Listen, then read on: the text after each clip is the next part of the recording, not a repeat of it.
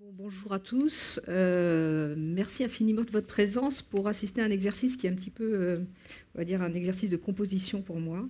Le but n'est pas de faire une présentation scientifique, mais plutôt d'essayer de vous embarquer dans un certain nombre de réflexions et de vous montrer différents regards sur un phénomène qui est l'adolescence, la version peut-être plus biologique, la version plus médicale et puis la version plus littéraire. Je remercie aussi bien sûr les organisateurs de ces conférences. Le mot a été souligné, c'est important de faire de l'information et notamment de déstigmatiser, de changer le regard sur les maladies psychiatriques. Et merci, donc merci à la Cité des Sciences. Il faut bousculer les préjugés. Merci évidemment à la Fondation de Necker qui m'a donc entraînée dans ce guet-apens. Et voilà, donc je vais vous présenter les invités que je remercie extrêmement chaleureusement. Alain Prochian, qui est donc neurobiologiste, professeur au Collège de France et même administrateur au Collège de France, membre de l'Académie des sciences, spécialiste de la morphogénèse cérébrale. Il va tout nous expliquer sur ce qu'est la période critique. Voilà. Pauline Aubry, vous êtes graphiste, auteur de BD, et vous avez effectivement réalisé ce livre dont on va parler, qui est un roman graphique sur le mal-être adolescent et dans lequel vous livrez alternativement votre perception du monde hospitalier, votre perception, votre regard actuel sur les adolescents d'aujourd'hui et un petit peu aussi de votre adolescence antérieure. À peine antérieure. À peine antérieure. Et puis Agnès de Sarthe, vous êtes écrivaine à la fois pour enfants, à la fois pour adolescents, mais aussi pour les adultes. Vous avez obtenu beaucoup de prix littéraires et je citerai juste le prix du livre inter pour Un secret sans importance, le prix Renaudot des lycéens pour Dans la nuit brune. Vous avez écrit beaucoup de livres, ça me laisse la perspective encore de quelques nuits fort agréables en lisant vos livres. Voilà, et j'aimerais en tout cas que vous puissiez justement nous expliquer un peu comment votre écriture pour les jeunes fonctionne. Est-ce qu'elle est différente de celle pour les adultes? Et puis aussi nous expliquer un petit peu comment avec Geneviève Brissac dans l'école des loisirs, vous avez réussi à faire rentrer finalement des questions assez sombres, assez en tout cas malheureusement très réalistes, comme les thèmes de la maladie, de la mort, des séparations dans les collections de l'école du loisir. Voilà, et puis donc je vais me présenter moi-même. Je suis donc Marie-Odile Krebs, psychiatre, chef de service à l'hôpital Sainte-Anne et donc professeur de psychiatrie à l'université Paris-Descartes, j'en oublie toujours un petit peu, et donc responsable d'un laboratoire INSERM. Je coordonne l'Institut de psychiatrie qui est donc une structure GDR-CNRS, je crois que j'en ai pas oublié, et puis bien sûr très active dans la fondation de Necker pour essayer, pardon. Si, prenez un micro si vous voulez commenter. Voilà. Pour effectivement, alors je voudrais, pour planter un petit peu le décor, vous raconter un tout petit peu les questionnements et la raison pour laquelle nous sommes si attachés à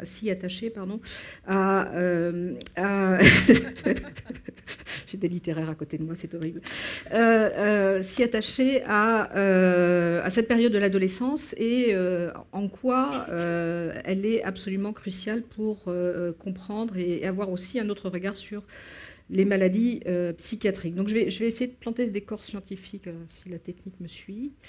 Voilà, la première chose, c'est l'énigme. Comment passe-t-on d'un bébé joyeux, rigolard, qui fait le plaisir de ses parents et l'admiration de tout le monde, à un monde d'enfants souriants, agités? Une des invités nous dira peut-être qu'ils sont aussi très particuliers. Et tout d'un coup, voilà, les mutants, le peuple d'incompris, des looks particuliers. Manifestement, il se passe quelque chose dans entre ces différentes phases de la vie. Alors, ça a été dit rapidement, effectivement, la plupart des troubles psychiatriques débutent à l'adolescence, et donc la question, c'est de comprendre pourquoi. Vous avez ici, bien sûr, l'abus de substances, les troubles anxieux qui commencent parfois un peu plus jeunes, les troubles de l'humeur qui continuent d'apparaître un peu plus, peuvent émerger plus tardivement.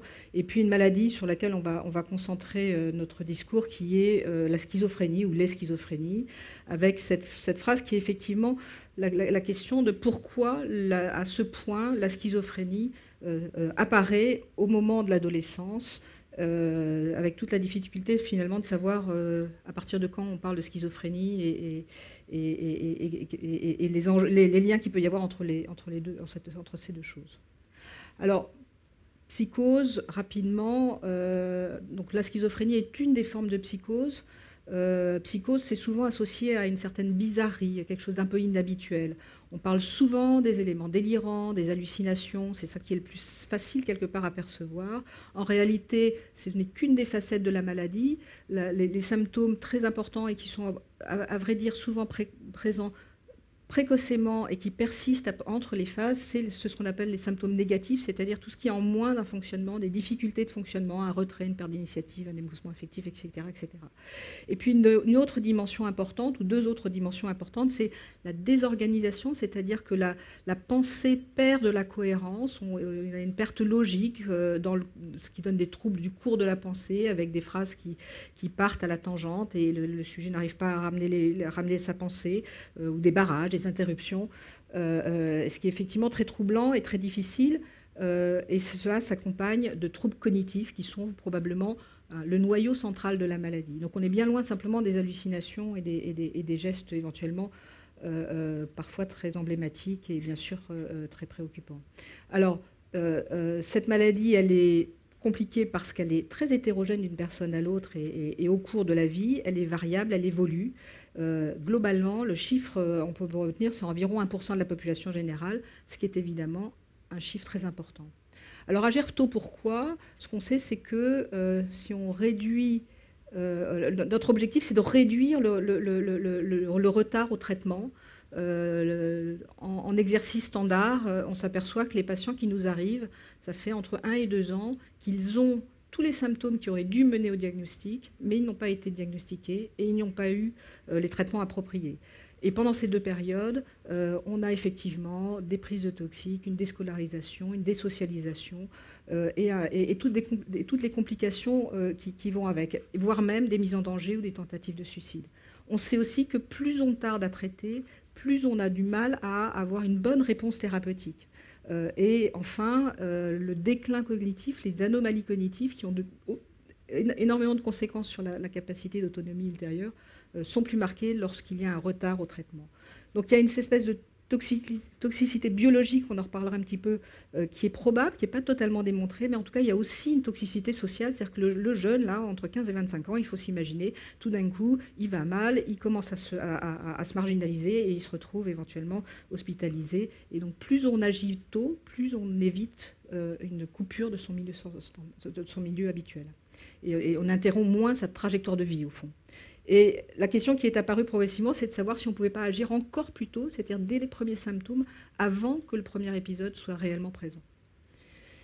Et pourquoi cela? Parce qu'on peut identifier des prodromes, c'est-à-dire des symptômes qui sont là avant la maladie. Lorsqu'on regarde donc rétrospectivement, on s'aperçoit que dans les 5 ans à peu près, 6 ans, parfois 10 ans, un certain nombre de symptômes. Alors vous voyez que les symptômes qui sont à gauche, retrait social, détérioration du fonctionnement, humeur dépressive, tous ces symptômes sont relativement peu spécifiques d'une maladie comme la schizophrénie, diminution de concentration, diminution de la motivation, etc., anxiété, méfiance. Et puis progressivement apparaissent des symptômes qu'on appelle psychotiques atténués, qui sont un peu plus spécifiques d'un trouble psychotique, mais qui restent encore relativement, qui sont atténués en l'occurrence, et qui restent relativement peu, en tout cas difficiles à identifier et peu marqués. Et donc là, vous avez des comportements qui commencent à être un peu étranges, des affects inappropriés, un discours vague ou trop élaboré, un discours circonstanciel. Donc on voit bien que la littéraire, là-dedans, a bien sa place d'ailleurs. Des croyances bizarres, des pensées magiques, des expériences perceptives inhabituelles, etc., etc. Le problème, c'est que si on ne pose pas les questions, on n'a pas les réponses et des personnes ont du mal elles-mêmes à se représenter ce qui leur arrive et ont du mal à en parler et de mettre des mots dessus. Alors le problème, c'est que ces symptômes-là, ils sont aussi présents chez un certain nombre d'adolescents population dite normale d'adolescents. Et donc, lorsqu'on recherche des symptômes qui peuvent être parfois qualifiés de prodromiques, dans la population générale, on s'aperçoit que un adolescent sur deux a une espèce de pensée magique qui lui permet de penser qu'il suffit de penser quelque chose pour que la chose survienne. Genre, il suffit de penser qu'il s'est inscrit à son code pour qu'il soit déjà inscrit et que les choses se fassent. Un certain nombre de situations comme ça qu'on vit au quotidien si vous avez des adolescents. Des expériences perceptuelles inhabituelles, 1 sur 2, une altération du fonctionnement, etc., etc. Donc vous voyez que ces symptômes, du coup, la difficulté, c'est lorsqu'on voit ce type de fonctionnement, ce type de symptômes, en tout cas de caractéristiques, est-ce qu'on est déjà dans de la maladie ou non? Bien sûr, dans la plupart des cas, on n'est pas. Ce n'est pas un symptôme qui fait la maladie. Alors, on a parlé rapidement de cette enquête qui a été réalisée effectivement avec l'aide d'Ipsos et le soutien de Janssen pour la Fondation Unicaire. 600 jeunes, 600 parents en gros, 235 étudiants, et puis on leur a posé des questions croisées pour essayer d'avoir une idée de leur représentation. Bien sûr, je ne vais pas vous faire tout le sondage. Mais la question, c'était de savoir comment ça se passe en France aujourd'hui, donc février 2016. Globalement, soyons rassurés, ils sont plutôt heureux, nos adolescents, 15-25 ans. Donc 95% se considèrent heureux. Il y en a quand même 5 qui sont malheureux et pas intéressés par la vie, ce qui est déjà beaucoup. Néanmoins, lorsqu'on leur pose la question, est-ce que vous avez déjà ressenti une souffrance psychologique, une anxiété, une phobie, une dépression, des obsessions, une impression d'étrangeté, des sensations inhabituelles, ou des difficultés similaires au point d'être gênés dans la vie quotidienne, vous avez 55% d'entre eux qui disent que oui, ça leur est déjà arrivé, et vous en avez 22% qui disent oui, ça m'est déjà arrivé au point de me gêner beaucoup dans ma vie quotidienne. C'est quand même pas négligeable. Donc ils ne sont pas naïfs par rapport à ce type de symptômes ou de ce type d'expérience. En face de ça, bon, les parents sous-estiment un petit peu, probablement parce qu'ils n'ont pas toujours perçu les difficultés de leurs jeunes. Puis on a été un tout petit peu plus précis. C'est-à-dire qu'on a posé la question, vous voyez les questions qui apparaissent ici, vous personnellement, au cours des 30 derniers jours, avez-vous déjà ressenti, de temps en temps, jamais, souvent, pardon, de temps en temps ou jamais, l'une des choses suivantes, de dire des choses inappropriées ou de perdre le fil des conversations, que les choses qui se passent autour de vous, une signification spéciale que vous êtes le seul à percevoir, qu'il y a des personnes qui lisent presque toutes vos pensées, que la plupart des gens vous veulent du mal. Vous voyez le type de symptômes. Il y a des correspondances en langage médical pour désigner des idées de référence, des hallucinations, des idées persécutives, etc., etc. Et vous voyez que ces adolescents qui n'ont pas été choisis par le fait qu'ils étaient particulièrement bizarres et qui sont donc représentatifs, vous voyez que ces symptômes, ils sont bien présents. Ils sont présents chez une population d'adolescents. Alors on s'inquiète tout de même, je savais que j'allais faire ça. Voilà. On s'inquiète quand même un petit peu des jeunes qui ça marche pas, qui répondent souvent dans les durant le dernier mois, et d'autant que si on fait la somme de tout ça, 10% ont ressenti souvent au moins un des symptômes cités, avec un peu plus de garçons que de filles, et 58% des 15-25 ans ont déjà ressenti un symptôme de type psychotique au cours des 30 derniers jours. Donc vous voyez bien la situation, ces symptômes sont finalement en partie associés à l'adolescence, et toute la question pour nous, médecins, c'est de savoir dans quel cadre, à quel moment on peut considérer qu'ils nécessitent une prise en charge particulière. Et puis le dernier point, et c'est la question de est-ce qu'ils sont prêts à en parler. Alors oui, ils sont prêts à en parler, surtout quand ça ne les concerne pas, parce que vous voyez que ceux qui sont concernés, finalement, il y en a 33% qui disent qu'il vaut peut-être mieux pas en parler. Donc c'est un vrai souci, puisque toute la question pour nous, ça va être effectivement de faciliter l'accès de ces jeunes qui probablement, parmi lesquels certains bénéficieraient d'une aide psychologique, d'une évaluation, etc. Et ça, c'est un vrai problème pour faciliter l'accès. Alors une fois qu'on a facilité l'accès, alors peut-être on reviendra sur les questions éthiques à un autre moment, une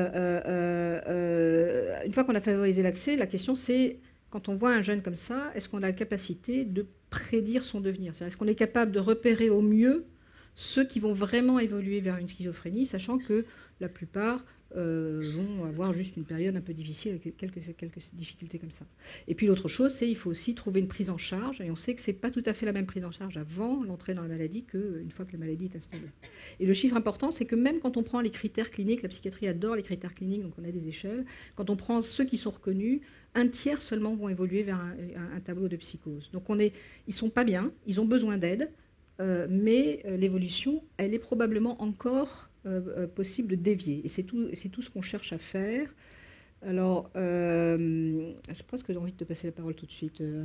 Non, je vais faire mes slides. Voilà. Alors, juste, pourquoi ces symptômes apparaissent à l'adolescence? Le cerveau de l'adolescent est un cerveau en plein développement. Vous avez sur la partie de gauche, vous voyez une vague qui est une modification, ça va repartir. Peut-être si vous pouvez renvoyer une fois de plus. Vous avez une vague qui part de la partie la plus postérieure vers la partie antérieure, où la substance grise, là où sont les corps neuronaux, diminue.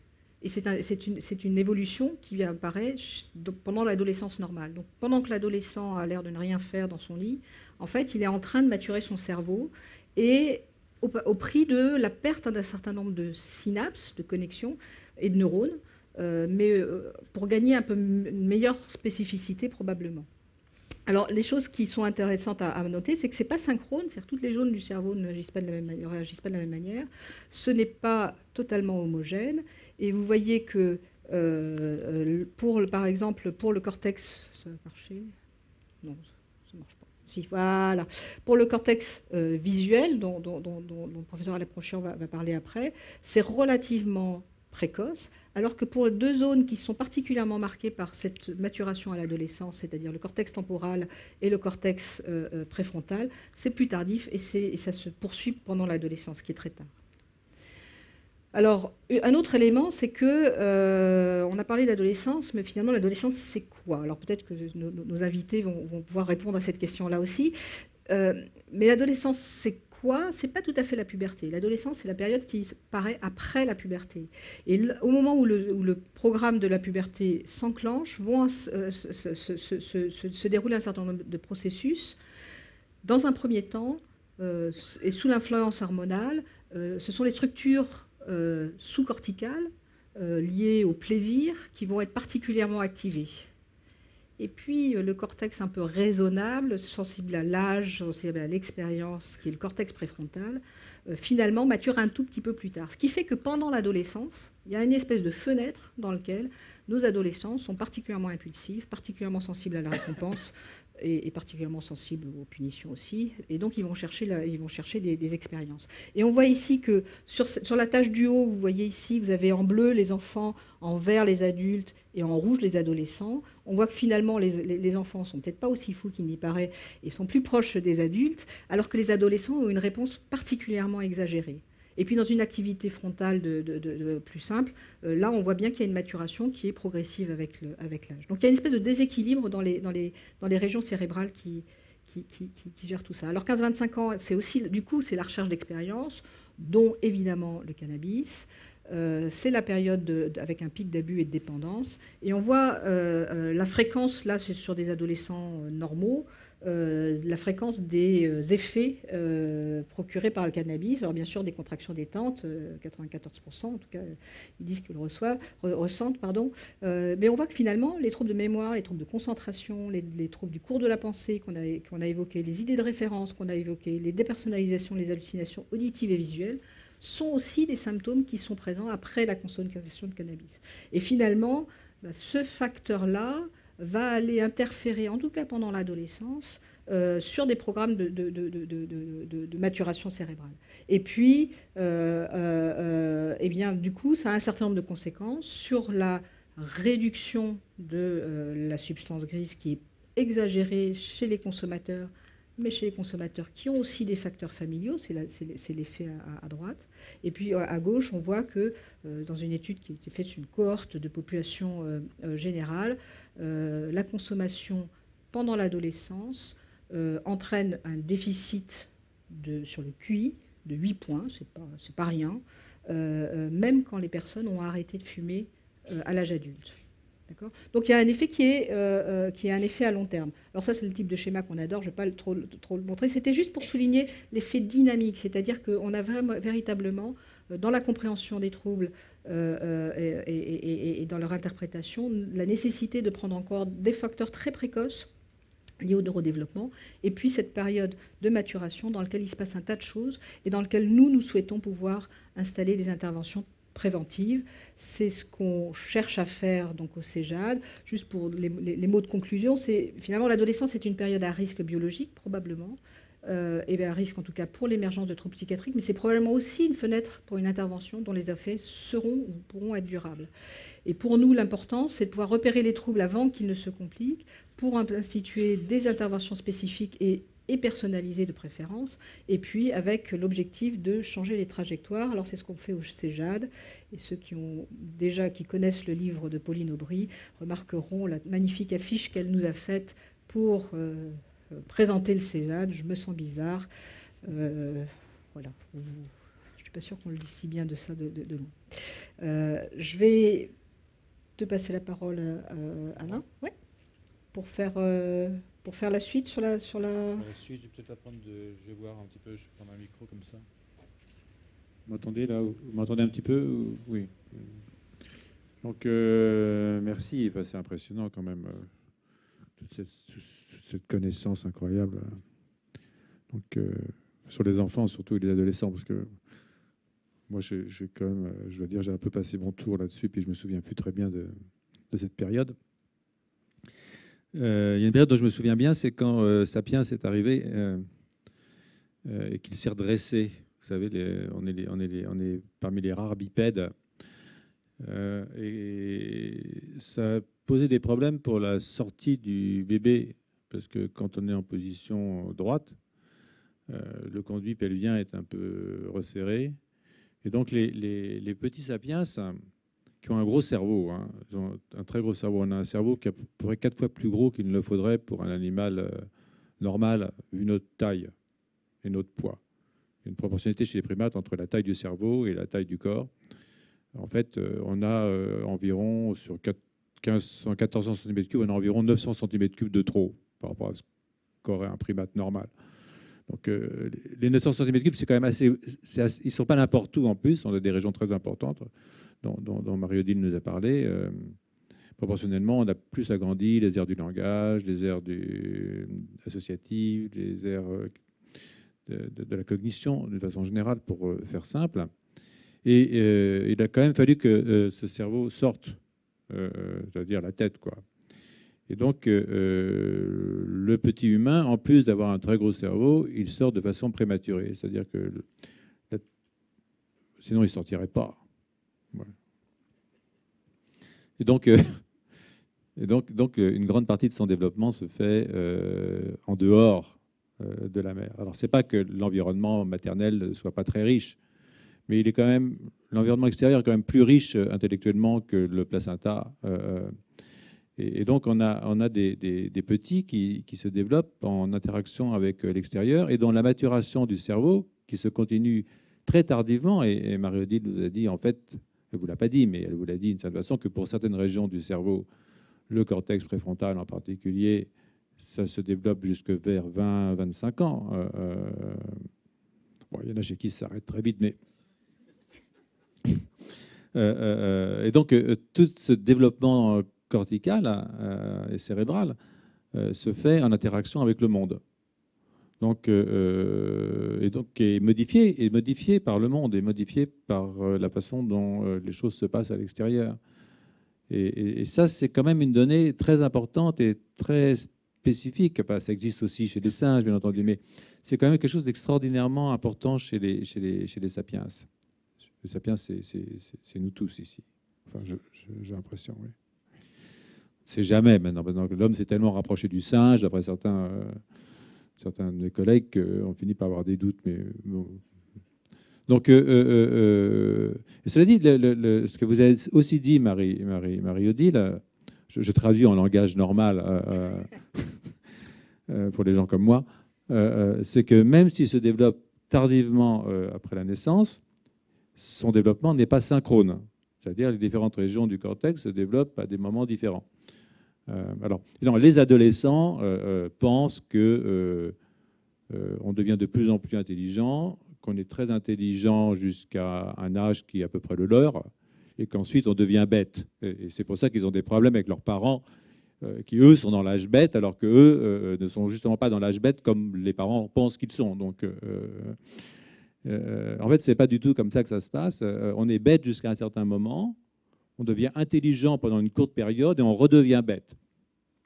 Et cette courte période pendant laquelle on est intelligent s'appelle la période critique.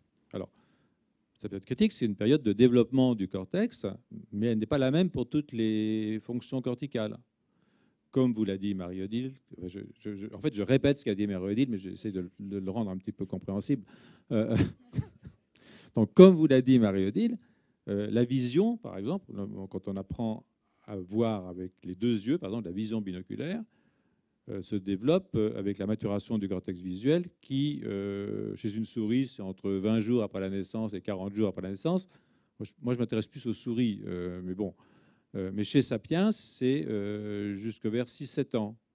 Par exemple, si un enfant a une cataracte et que vous n'opérez pas la cataracte de l'œil qui est fermé, avant l'âge de 7 ans, si vous l'opérez après 7 ans, eh bien, il aura ce qu'on appelle un œil paresseux, il sera amblyope. Il y a 3% d'amblyopes dans la population. Il y a peut-être des amblyopes dans la salle, d'ailleurs. Il y a toujours un amblyope dans la salle quand je dis ça. Donc, c'est pas grave, hein, l'amblyopie.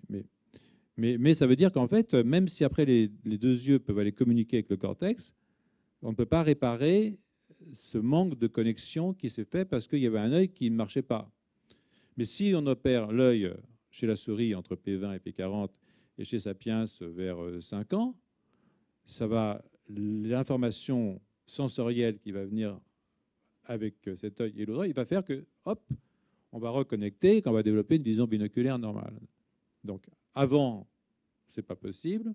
Pendant, c'est possible. Après, ce n'est plus possible. Ou ça l'est beaucoup moins bien possible. Et vous avez tous essayé d'apprendre des langues étrangères. Si vous apprenez une langue étrangère avant un certain âge, c'est même pas une langue étrangère. Hein. Si vers 20 ans, vous essayez d'apprendre une langue étrangère, c'est plus difficile. Pareil pour la musique, pareil pour... Donc, ces périodes critiques sont des périodes extraordinairement importantes parce que c'est des périodes pendant lesquelles chaque région du cortex cérébral se modifie en fonction des informations qu'il récupère de l'environnement. Donc, la puberté. Donc, s'il y a un moment dans la vie où le monde change, ça je m'en souviens bien, c'est au moment où plein de trucs qui poussent, les gens ne vous regardent plus de la même façon, vous ne vous regardez plus de la même façon, vous ne regardez plus les gens de la même façon, votre rapport social change. Et ça, évidemment, ça doit s'accompagner de grandes modifications aussi cérébrales, n'est-ce pas? Et donc, si, pour une raison ou une autre, qu'elle soit génétique, qu'elle soit parce que vous avez trop abusé de la cigarette collective, ou toute autre raison qu'on ne connaît pas finalement, ou un ensemble de raisons, plus généralement un fond génétique avec la cigarette collective et d'autres douceurs, ou peut-être un manque affectif, ou, je ne sais pas, moi, il peut y avoir des milliers de raisons qui font que ce moment du développement extraordinairement important peut dérailler, et il peut dérailler jusqu'à un moment où ça devient irréversible, c'est-à-dire qu'on ne peut pas faire marche arrière. De même qu'on ne peut pas rendre une vision binoculaire à quelqu'un qu'on a repéré de la cataracte après 7, 8, 9 ans, de même, on ne va peut-être pas pouvoir le guérir de ses troubles psychiques, je dirais, ou psychologiques, si on est intervenu après que cette période critique, qui est en fait une période de plasticité corticale, a été fermée, parce que toutes les périodes critiques ont par définition, presque toutes, un début, un milieu et une fin. Alors, ça c'est assez, je pense, éclairant, parce qu'on dit souvent, et à juste titre, il n'y a pas de modèle animal de la schizophrénie. Une souris schizophrène et tout le monde ricane.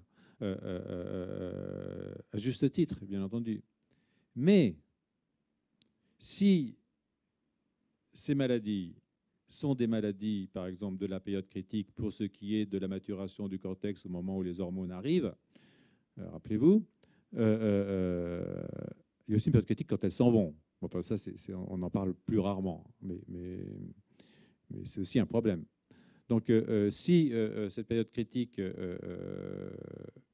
est de même nature biologique, répond au même mécanisme biologique que la période critique pour l'apprentissage de la vision binoculaire, alors l'apprentissage de la vision binoculaire devient, pour la souris, chez la souris, un modèle qui peut servir à comprendre le processus d'établissement de la schizophrénie chez Sapiens.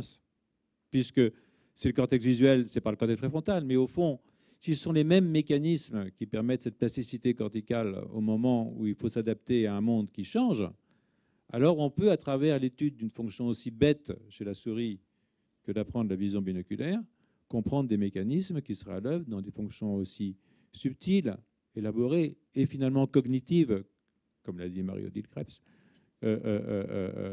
que cette période où il faut apprendre à vivre en société d'une certaine façon, parce que c'est aussi de ça qu'il s'agit. Et de vivre avec soi-même, parce que soi-même fait aussi partie de cette société. Quand on change, il faut s'habituer à ces changements. Et ça peut être difficile, d'abord parce que ce n'est pas forcément le changement qu'on souhaiterait, et ensuite parce que voilà, le cortex ne suit pas et c'est embêtant. Alors, notre laboratoire, lui, s'intéresse aux périodes critiques, chez la souris, bien entendu. Et ce qu'on se dit, c'est que si on était capable de rouvrir la plasticité adulte chez la souris pour rendre une souris amblyope binoculaire, alors peut-être que les mécanismes qu'on aurait mis à jour pour rendre à cette souris sa vision binoculaire, parce que la pauvre, on lui a fermé un œil entre P20 et P40, après elle a ce qu'on appelle un œil paresseux, c'est-à-dire qu'en fait, vous lui faites passer une barre, elle ne voit rien, quoi. Mais si on trouve un mécanisme, on comprend comment ça se met en place, on comprend les bases moléculaires et cellulaire de cette plasticité corticale, et qu'on arrive à restaurer la vision binoculaire chez cette souris, à l'âge adulte, au moment où elle n'est plus plastique, en rouvrant de façon transitoire une période de plasticité dans le cortex visuel, alors est-ce qu'on ne pourrait pas le faire chez Sapiens, en rouvrant une période de plasticité dans le cortex frontal? C'est une bonne question. Je ne dirais pas que je vous remercie de me l'avoir posé, parce que je ne suis pas le général de Gaulle, mais je pense que c'est une assez bonne question. Et en vérité, on peut le faire. On passe facilement du général de Gaulle à Pierre Dac. Donc oui, ou Francis Blanche, il peut le faire. Donc on peut effectivement rouvrir une période de plasticité chez l'adulte et réparer une souris amblyope, c'est-à-dire lui rendre une vision binoculaire.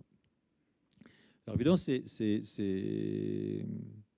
il y a plein de choses qu'on pourrait apprendre. Imaginez, vous allez au Japon, vous tombez amoureux d'un Japonais ou d'une Japonaise. Il faut apprendre le japonais, hein, c'est quand même plus pratique. On vous rouvre la plasticité dans les aires du langage et en quelques jours, vous allez apprendre le japonais ou en quelques semaines. Peut-être que vous allez oublier le français, donc bon, c'est peut-être pas un avantage non plus. Mais bon, on peut imaginer toutes sortes de manips par la pensée comme ça, qui, pour ce qui est de la vision binoculaire souris, ne sont plus des manips par la pensée. Ça, on connaît le mécanisme. Il se trouve que ce mécanisme, il pourrait être très général à la maturation, à l'ouverture, puis à la fermeture des périodes de plasticité dans le cortex, en tout cas des souris. Hein. Alors, je pense que je vous ai plus ou moins... Oui, vous avez bien compris. Oui. Enfin, c'est relativement simple. Hein,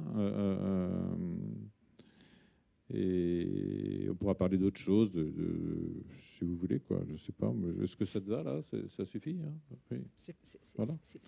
Maintenant, on va passer aux choses sérieuses. Voilà. Oui. Non, c'est Marguerite qui gouverne. Finalement, j'ai compris le mécanisme de la carte blanche, c'est que je vais demander à mes invités de préciser ce que j'ai essayé de dire au départ. Donc, finalement, quand on a parlé et préparé cette rencontre, on avait commencé à essayer de définir l'adolescence. Agnès, est-ce que vous accepteriez de nous donner votre définition de l'adolescence? On a bien compris la définition du professeur Alain-Conchian. Moi, j'ai trouvé que c'était très clair ce que vous avez dit, donc je ne me permettrai pas de le traduire, même si c'est un de mes métiers, la traduction. Pour ce qui est de ma définition de l'adolescence, j'en ai plusieurs, mais celle qui m'est venue en premier quand vous m'avez proposé de participer à cette conférence, c'était en fait, je me suis tout de suite orientée vers la vision qu'ont les adultes des adolescents, mais c'est lié à mon travail. Comme j'écris beaucoup pour tout le monde, mais entre autres pour les adolescents, il m'arrive très souvent d'entrer en contact avec eux, et la plupart des gens qui sont à leur contact, je l'ai constaté, ne les aiment pas tellement. Et donc souvent, quand je vais intervenir dans une classe, on commence par me prévenir. Il y a un énorme soupir et vous allez voir, ils sont pas faciles. Et puis c'est un discours ambiant très très fort qui moi m'a alertée. Alors ça a commencé à m'alerter, je pense, dès que j'étais enfant, et c'est devenu une préoccupation de plus en plus centrale dans mon existence. Et puis en devenant moi-même adolescente, et puis en devenant parent. Et quand vous devenez parent, les gens vous disent « Ah, il est mignon, mais tu vas voir. » Qu'est-ce qu'on va voir? Alors, il semble qu'on va voir un truc horrible. Et donc, pour moi, l'adolescence, c'est surtout un état qui est intolérable pour les adultes. Un état qui les fascine, qui les intéresse. Et j'ai souvent cette représentation des deux camps. Le camp des adolescents ou des enfants et le camp des adultes. Et les adultes, ils détestent les adolescents et en même temps, ils disent « Ah là là, si seulement j'étais à sa place, si seulement j'étais à sa place, oh là là, tout ce que je pourrais faire avec tout ce que je sais, avec tout ce que je sais faire, etc. » On a vu que effectivement, le cerveau d'un certain point de vue, il était plus développé. Et puis de l'autre côté, les adolescents qui aimeraient avoir le droit de tout faire, donc d'être comme des adultes. Et donc, les deux camps se regardent en se disant ah, si seulement je pouvais passer dans l'autre camp. Donc ça, c'est une vision que j'ai. Et c'est vrai que c'est peut-être pas très scientifique comme définition, mais ça, je crois que de votre côté, vous faites ça très bien. Donc moi, c'est plutôt ça a à voir avec l'observation. Et quand j'écris pour les adolescents, je me place du point de vue des adolescents. Donc ça me permet de découvrir des choses auxquelles je ne penserais pas, moi, en tant qu'adulte. C'est-à-dire que mon métier me fait en sorte que je vais d'un camp à l'autre sans arrêt quand je travaille. Donc je suis une espionne à la solde de l'ennemi, et l'ennemi change. Ce qui fait que j'ai eu cette vision-là un peu particulière, mais en tout cas, ce que je trouve extrêmement frappant, bon, il se trouve que moi, j'ai cette bizarre... peut-être une maladie, peut-être est-ce que je suis schizophrène, mais j'aime beaucoup les adolescents. Alors c'est bizarre, mais c'est peut-être ce qui me rend très sensible aussi. Ah bah, beaucoup, mais vous pouvez pas savoir à quel point. Non, non, tranquillement, j'aime les adolescents, tranquillement. Je vous vois ricaner tous les deux, hein. Ça c'est typique. J'imaginais juste la réouverture de la période critique instantanée. Ah oui, peut-être. Ça n'a jamais été fermé. Je crois que je l'ai. En fait, ça m'a beaucoup fait réfléchir ce que vous disiez sur la période critique, parce que je me souviens, enfant, je ne l'avais pas formulé comme ça, mais maître dit tiens, il va y avoir des choses qui vont s'arrêter, fais gaffe. Ne ferme pas. Moi, j'avais toujours cette vision d'un clapet, et aussi cette étape dont vous parliez, où l'adolescence, c'est quand vous regardez les gens d'une autre manière, ils vous regardent d'une autre manière, et c'est la fin de la grâce. Hein. Ce que j'appelle la grâce, c'est-à-dire la grâce enfantine. Vous verrez jamais un enfant faire un geste disgracieux. Il s'assied, c'est gracieux. Il se lève, c'est gracieux. Il court, c'est gracieux. Même les enfants maladroits. Et pourquoi? À mon avis, c'est parce qu'ils ne pensent pas qu'on les regarde. Le regard de l'autre n'est pas du tout leur problème. Et je me souviens, enfant, de me dire ça, de regarder les adultes et de me dire aïe, aïe, aïe, aïe, aïe, qu'est-ce qu'il y a là? Et je me disais, tiens, c'est parce qu'ils pensent qu'on les regarde et ils se demandent ce qu'on pense d'eux, et ça altère leur gestuelle, et ça altère leur voix et leur façon d'être. Donc, je ne sais pas, peut-être suis-je une souris. Voilà. Merci sur cette conclusion. Pauline, donc effectivement, dans le livre qu'on a vu, là, D'ailleurs, vous commencez, tu as parlé de la fin de la période critique et finalement, dans ce livre, Les Mutants, vous commencez le livre en parlant de comment on rentre dans l'adolescence, c'est quoi l'adolescence, et finalement, le livre finit sur comment on sort de l'adolescence, comment on sait qu'on est devenu adulte. Et avant de rentrer un petit peu dans le détail de ce livre où vraiment vous abordez des questions importantes autour de la maladie, de la mort de l'enfant, des scarifications, des tentatives de suicide, tout y est abordé avec beaucoup de justesse. Peut-être que vous pouvez resituer un petit peu dans quel cadre vous avez fait ce travail.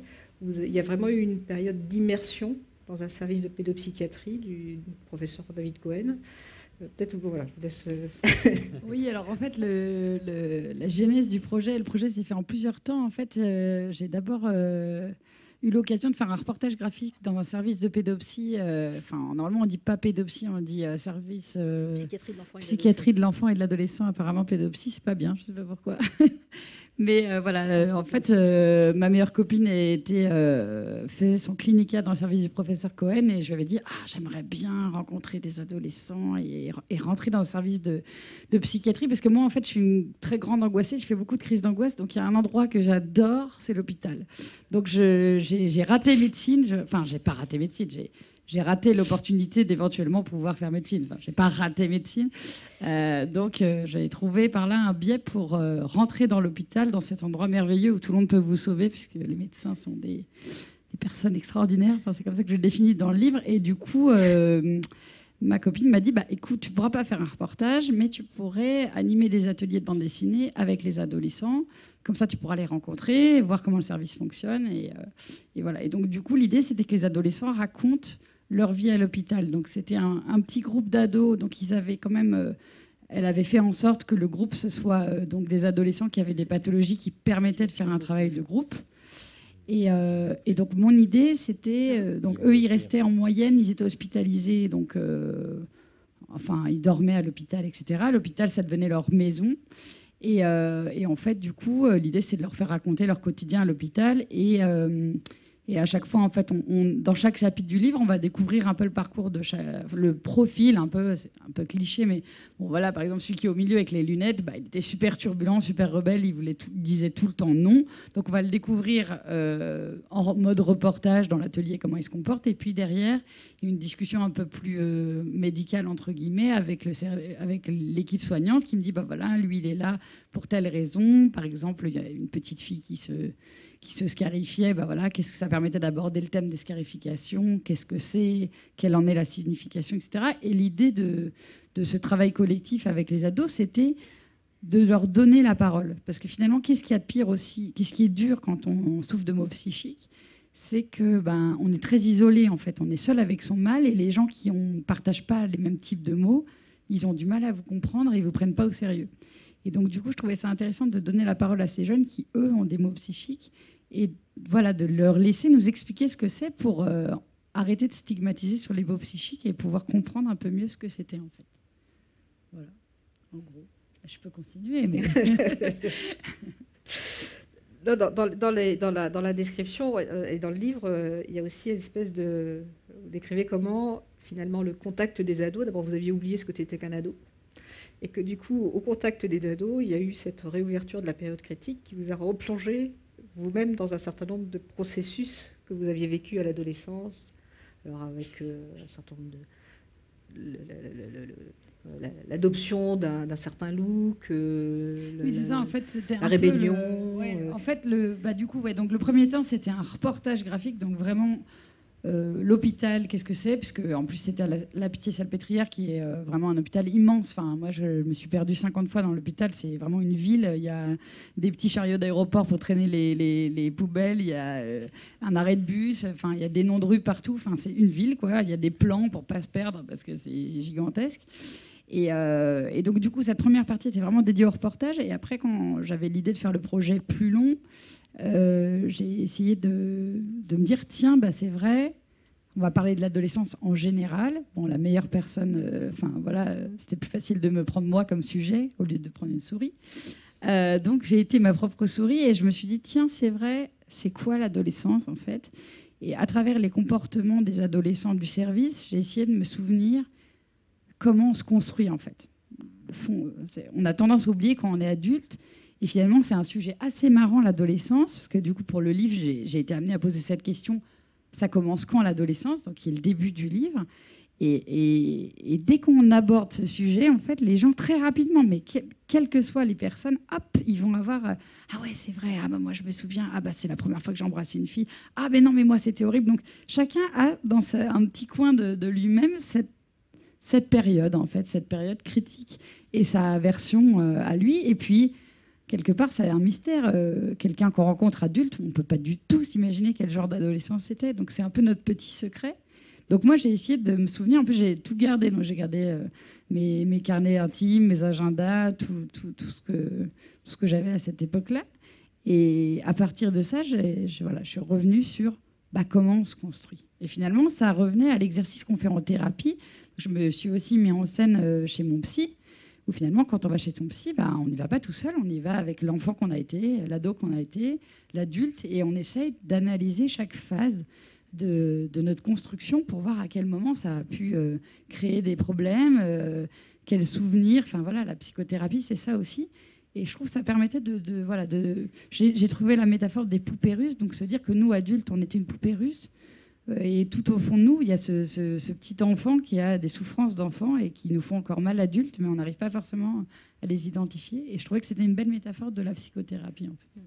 Et quand, sur les planches, là où vous enterrez l'enfance, finalement, l'entrée dans l'adolescence, c'est quoi? C'est le deuil de l'enfance? Ou c'est finalement une perte de repères? Ou la recherche d'autres repères? Enfin, c'est assez violent quand même. Voilà, il y a le cercueil et tout. Non, en fait, j'ai essayé de réfléchir sur... Voilà, il y a un fil narratif qui est vraiment les ados de l'hôpital. Il y a un autre fil qui est moi, comment j'ai vécu l'adolescence, donc la période rebelle, etc. Et il y a un troisième fil qui est plus l'adolescence en général. Donc je me suis appuyée aussi sur Françoise Dolto et puis sur un ethnologue qui s'appelle Van Gennep. Ah oui, j'oubliais, il y a des guest stars qui apparaissent. Voilà, il y a des guest stars qui débarquent. Françoise Dolto qui nous raconte... peut-être y revenir, le homard. Ça. Et en fait, du coup, je me suis un peu documentée, j'ai écouté un peu plein d'émissions et je suis revenue sur les rites, etc. Et voilà. Et en fait, je ne m'étais jamais posé la question, mais beaucoup disent qu'en fait, l'adolescence, c'est une deuxième naissance. Donc en fait, que l'adolescent, il a besoin de tuer l'enfant qui est en lui pour grandir et devenir adulte, en fait. Et c'est vrai que je ne l'avais jamais matérialisé comme ça. Et dans la BD, en fait, à un moment, effectivement, il y a des scènes assez violentes où l'enfant... Puisque du coup, j'ai fait un dédoublement de personnalité. Donc il y a moi enfant, moi ado et moi adulte. Et donc l'enfant court derrière l'ado en lui disant « Mais attends, mais continue de jouer avec nous, etc. Qu'est-ce qu'on va devenir? On va mourir ». Et à un moment, il le tue. Il tue l'enfant il tue l'enfant, il l'enterre. Voilà, c'est vrai que c'est un petit peu violent. Ça finit bien, mais on reviendra. L'enfant reparaît. La psychiatre avec qui j'ai travaillé me disait que c'était pas exactement juste. Enfin, elle m'a dit c'est pas exactement ça, etc. Non, ouais. Vous êtes d'accord? Oui, je suis biologiste, mais je me méfie un petit peu de la naturalisation un tout petit peu excessive de ce phénomène, parce que, somme toute, d'abord, c'est pas sûr que les enfants avant l'adolescence soient si heureux que ça. Ça m'intéresse de discuter un tout petit peu aussi. La famille n'est pas un endroit tellement épanouissant non plus. Faut quand même le reconnaître. Et quand la sexualité arrive, elle ne trouve pas toujours à se situer de façon très très pratique dans l'espace social ou sociétal ou familial qui est offert à ces jeunes gens. Donc la maladie, c'est peut-être pas une maladie, peut-être qu'il y a un vrai problème. Comme je disais, le cerveau se construit en fonction de l'environnement. Il y a un environnement qui n'est peut-être pas très favorable à ce moment-là sur le plan des structures familiales, sociales, au fait que ça se passe bien. Donc, une question que j'aurais, il nous manque peut-être un anthropologue ou quelque chose comme ça, parce que la question qu'on peut se poser, est-ce qu'il y a des sociétés où finalement tous ces problèmes qui sont les nôtres n'existeraient pas? Est-ce qu'on peut imaginer des choses comme ça? C'est-à-dire que fondamentalement, il n'y a pas de société naturelle. Hein. C'est-à-dire que tout ce qu'on a construit, c'est totalement artificiel. Et regardez-nous. Donc, la famille, c'est pas un truc naturel, tout ça. Donc, je me demande si on a été... Je suis sûr que ça a été fait. Il y a sûrement des gens qui ont été recherchés dans des civilisations autres ou disparues ou des formes de socialisation différentes des enfants. Est-ce que c'est toujours les mêmes formes de conflits qu'on peut voir arriver ou de difficultés qu'on peut voir arriver quand ce cerveau a du mal à trouver sa place avec ce monde nouveau qui émerge avec le sexe, hein, disons-le carrément. Après tout, c'est pas ça, là. Françoise Héritier, elle a beaucoup parlé de ça, me semble-t-il. Et il y a des sociétés, par exemple, où les enfants, dès l'adolescence, sont invités à essayer tous les partenaires sexuels potentiels à part leur promis. Et donc, ils doivent coucher, en gros, avec tout le monde, sauf avec leur futur mari ou leur future femme. Donc, j'imagine que dans ces sociétés-là, l'adolescence, avec la répression de la pulsion sexuelle, doit se l'illustrer autrement. Donc, oui, mais je ne sais pas si en fait, quand on te dit c'est pas vraiment comme ça, je sais pas comment est-ce qu'on peut savoir ce que ça veut dire être vraiment comme ça. Ce qui se passe dans le passage entre l'enfance et l'adolescence et l'âge adulte, c'est tellement disparate, et ça vous l'avez dit d'ailleurs. Avec toutes ces expériences, c'était ça aussi que je trouvais très intéressant, c'était toutes les expériences qu'on peut appeler des symptômes. On peut les appeler symptômes si après la personne devient malade, mais si la personne ne développe pas de maladie, ça s'appelle une expérience. Et c'est particulier, ça. Et ça a beaucoup à voir avec l'imagination en plus, c'est-à-dire que beaucoup des symptômes, si on décide de les appeler comme ça, qui sont apparus sur la grille, c'était... moi, je les voyais tous comme un surplus d'imagination, c'est-à-dire l'hallucination, la pensée magique, le fait de penser que les autres pensent que, etc., tout ce genre de choses, et petite légère paranoïa, etc. Tout ça, ça a à voir avec l'imagination, qui est un pouvoir et qui est quelque chose d'extraordinairement fécond. Et c'est vrai que moi, ça a tendance à m'effrayer un peu quand on stigmatise justement des phénomènes qui sont... ou alors qu'on essaye, qu'on réfléchit beaucoup par rapport à la norme. Mais peut-être que c'est que la limite, c'est ce que vous avez mis en place tout à l'heure quand vous dites... quand vous disiez, c'est à partir du moment où il y a une souffrance. Tant qu'il n'y a pas de souffrance, c'est... mais disons que tout ça est très, très, très sur la crête. Voilà, c'est ça que je trouve inquiétant. Effectivement, je vais reprendre. L'idée, c'est... Moi, je suis micro-intégrée.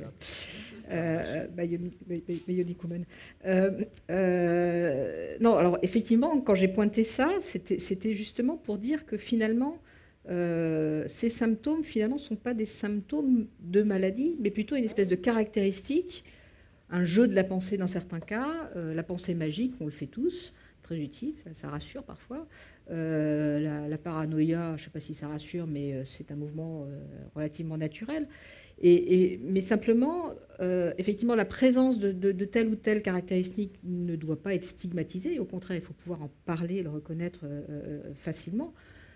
Après ça, il y a bien sûr une interprétation de voir est-ce que c'est lié à la souffrance, est-ce qu'à côté de ça, il y a effectivement un déclin dans le fonctionnement, une difficulté, et bien sûr,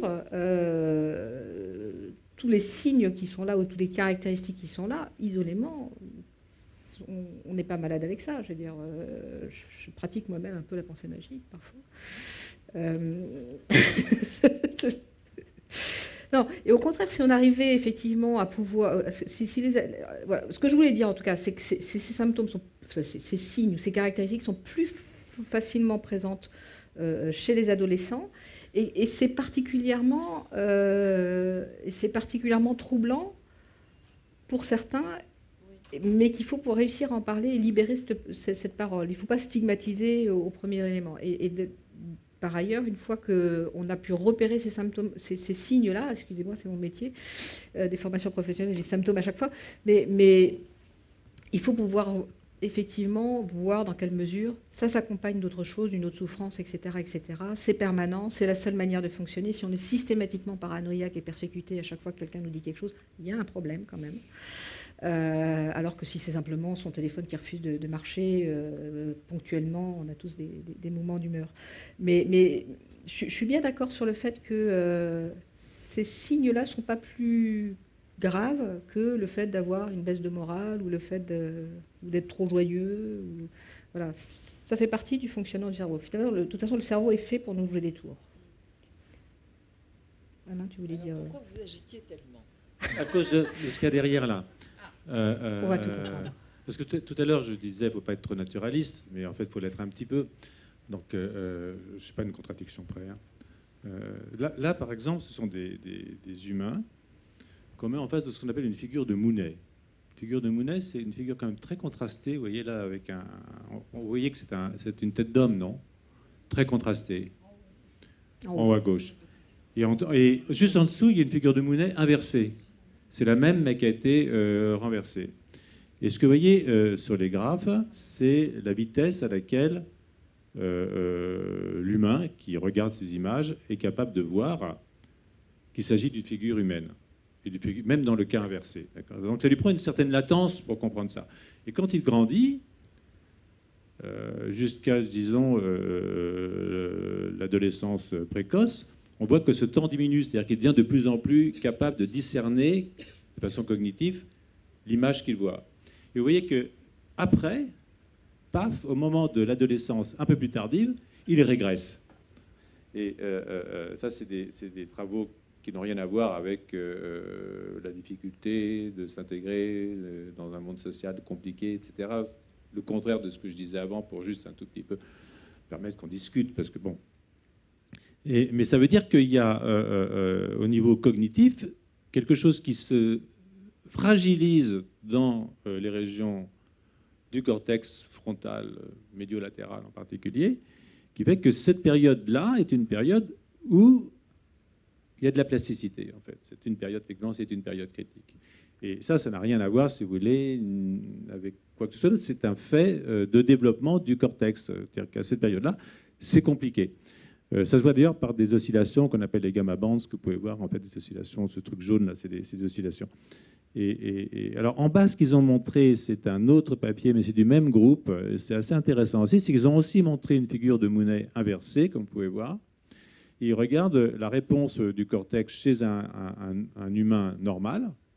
Vous voyez les gamma bands qui apparaissent, c'est en rouge, là, c'est très fort. On voit, donc, ça veut dire que l'humain, au bout de 200 millisecondes, a reconnu que c'était une figure humaine. Et vous voyez que chez un patient schizophrène, STZ, on voit beaucoup moins bien cette reconnaissance, on voit moins cette oscillation gamma-bands qui est liée au phénomène cognitif. Donc ça, c'est pour faire un petit peu faire un petit peu comprendre le lien avec ce que je vous disais tout à l'heure, sans images, parce que c'est plus facile d'expliquer des choses sans images, en fait, qu'avec des images. Mais là, c'est pour renaturaliser un tout petit peu le débat, alors que je m'étais amusé un petit peu à le dénaturaliser et à le socialiser la minute avant. Voilà. Donc, je pense que c'est un petit peu à ça aussi que Marie-Odile faisait allusion quand elle disait qu'il y a une période de fragilité. Et c'est vrai que si dans cette période de fragilité où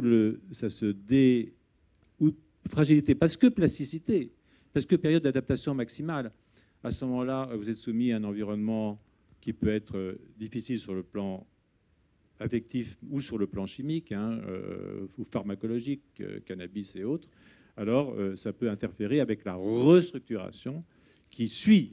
Parce que quand on repasse à l'âge adulte, vous voyez le lit noir, à ce moment-là, de nouveau, on est capable de faire des gamma bands comme s'il en pleuvait. Voilà, en gros. Ça va? Oui, c'est parfait.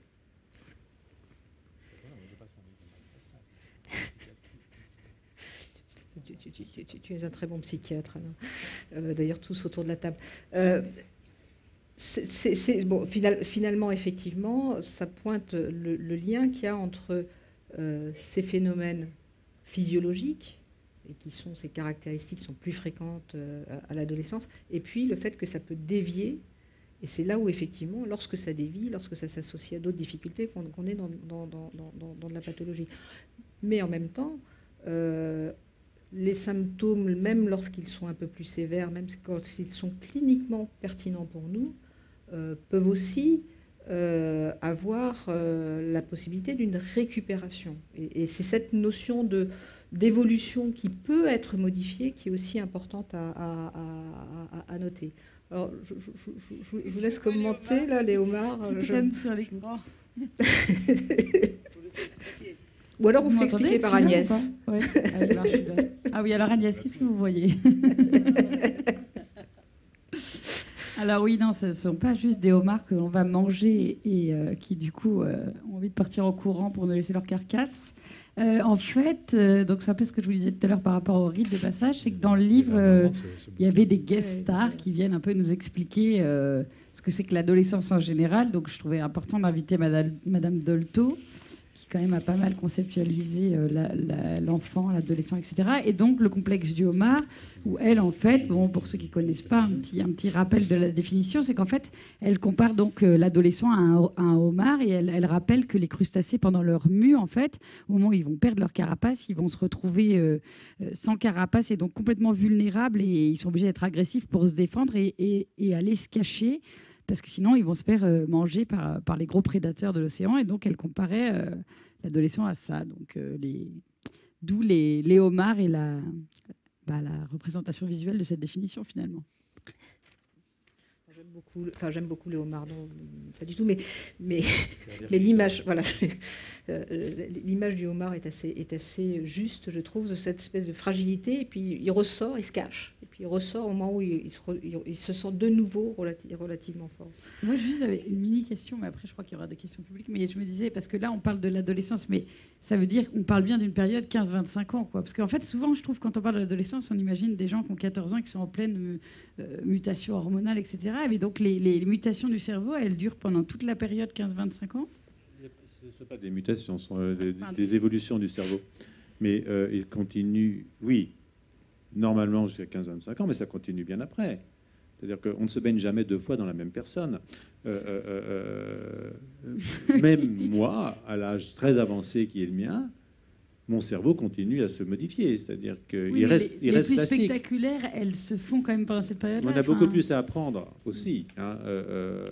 C'est moins dangereux de mettre un homme de 70 ans dans la rue qu'un bébé de 5. D'accord ? Donc, il faut aussi voir ce qu'on a besoin d'apprendre à une certaine période. Quand vous regardez un môme pousser, vous avez l'impression que c'est une éponge. C'est un des spectacles les plus extraordinaires qu'on puisse voir. Mais ça ne veut pas dire que ça s'arrête après 25 ans. Mais pour certaines fonctions, il y a des périodes qui sont critiques. Après, c'est plus lent et ça peut se rouvrir. Donc, tout n'est pas perdu, rassurez-vous. Jusqu'à la fin, ça bouge. Voilà. Alors, je voulais revenir sur mentionner Agnès sur l'utilisation et l'intérêt de la rêverie. Alors, je dois dire que le premier livre, j'ai commencé, il n'y a pas de hasard, le premier livre que j'ai lu, j'ouvre le livre, première ligne, j'entends des voix, avait-elle un jour déclaré, assise à la table du petit déjeuner, moi aussi, avait répondu sa mère en versant du café dans son bol. Mais moi, c'est vrai, avait insisté Fredel. Personne ne devait le savoir, il faudrait l'oublier, faire comme si ça n'avait pas eu lieu, je n'aurais pas dû lui dire, pensait-elle. Maintenant, elle a agrandi le tunnel. Donc évidemment, il n'y a pas de hasard que je tombe en première ligne là-dessus. 20 ans plus tard, Fredel devient psychologue pour enfants. Des enfants qui, selon son principe, sont presque sans exception fous. Et puis, Fredel, psychologue pour enfants, aide un enfant un peu différent, qui est trop logique ou pas logique, on ne sait pas, qui s'interroge pourquoi dimanche, pourquoi un jour de la semaine a un nom d'habit, ou mercredi qui a un nom si long, et pourquoi il est si court. Alors, on voit bien qu'on puise en plein dans quelque chose qui est de l'ordre de la psychopathologie, le regard clinique. Et évidemment, elle nous emmène dans un certain nombre de rêverie. Et vraiment, je me suis interrogée sur comment vous avez utilisé cette... enfin, bon, comment c'est venu, d'une certaine manière. Je me suis vraiment posé des questions. Et en tout cas, c'est clair que ce regard qui est, où on sent qu'elle est à la frange entre quelques fonctionnements... ouvre sur des univers qui sont complètement différents, avec une lecture différente, avec une vision différente. Malheureusement, la réponse qui va venir est un peu décourageante. J'ai écrit ce livre après une période où j'avais lu beaucoup de Balzac et je m'intéressais énormément, donc je m'étais intéressée au parallèle ou au combat entre naturalisme et réalisme. Et donc, je me posais des questions sur la façon dont l'écrivain rendait compte du réel ou du vrai. Mais d'ailleurs, est-ce que c'est la même chose? Peut-être pas du tout. Et pour travailler ce thème en tant qu'écrivain, après l'avoir travaillé en tant que lectrice, je me suis dit, je vais faire un roman réaliste. Et comme je ne savais pas quoi regarder, je me suis regardée moi. Et je me suis dit, je vais décrire au plus près ce que je sens et ce que je pense. Et ce qui a été très bizarre, c'était que moi, j'avais l'impression de décrire quelqu'un de complètement normal. Et ce livre a non seulement été un bide intersidéral, je ne comprends même pas que vous l'ayez trouvé en librairie. Je sais pas, normalement, personne ne lit, personne ne sait qu'il existe. Et les rares personnes qui l'avaient lu, même les gens de ma famille ne savaient pas qu'il avait été publié. Et pourtant, ce sont des gens attentifs. Et la rare personne qui l'avait lu, la seule chose qu'ils me disaient, c'est « Dis donc, la fille, elle n'est pas bien. Hein. » Oui, oui. Et moi, l'impression que j'avais, c'était que tout le monde sa maison lui parle, il y a des que voix, tout le monde était... Oui, elle entend des voix, elle habite dans une maison où il y a des personnes qui prennent la parole et qui s'adressent à la maison. Donc c'est comme une maison hantée. Bon. Et mais si on pousse un tout petit peu les situations, on tombe facilement sur une maison hantée. C'est ça, en fait. C'est juste, c'était à quel point... c'était quand les gens me disaient « Ouh là là, elle est folle », j'avais envie de dire « Non, c'est pas qu'elle est folle, c'est que d'habitude, on décrit pas les gens précisément. » J'avais envie de leur dire « C'est comme se regarder dans le miroir où il faut jamais se regarder après 8 ans et demi, là, le miroir grossissant dans les hôtels. » Bon, si vous vous regardez dedans, bien sûr, vous ne reconnaissez rien. Il y a des rides, des trous, je sais pas. Bon, c'est comme si j'avais fait une sorte voilà, comme si c'était un miroir grossissant, mais c'était pour moi absolument vrai. Il y a un problème. Il est tard. Non, c'est pas ça. Je vous vois regarder là-bas d'un air. Des signes. Non. Il n'y a pas de signes. Voilà. Bon, ou ce sont peut-être des symptômes. Je ne sais pas. Mais en tout cas. On s'occupera d'elle tout à l'heure. Et donc pour moi c'était comment dire, pousser au bout l'observation de la même manière quand je dis que je travaillais sur le réalisme, ces gens-là sont très dissipés, c'est très difficile de parler avec des gens dissipés à côté de vous. Quand vous parlez, nous on est sage, non? On écoute. Mais oui, mais il se trouve que ça nous intéresse. C'est pour ça qu'on écoute. C'est pas parce qu'on est très bien élevé. Ah, c'est pour ça. Ah, t'es sage parce que tu te concentres. Enfin, peu importe, je vais finir par une phrase, peut-être comme ça, ce sera bref. Ce que moi j'avais vu, moi j'avais trouvé en lisant Balzac que c'était extrêmement poussé et extrêmement forcé. Pour moi, c'était très, très, très, très dur d'avaler Balzac, que j'adore. Hein. Mais c'est-à-dire que la description de Saumur, par exemple, je me disais, comment est-ce qu'on peut voir Saumur d'aussi près? Ça me faisait mal à la tête. Bon, j'ai fait ça avec un cerveau ou un psychisme. Donc c'est un peu poussé. Quand je dis une maison est forcément hantée, quand vous achetez une maison, souvent vous demandez ah ben mais pourquoi vous vendez?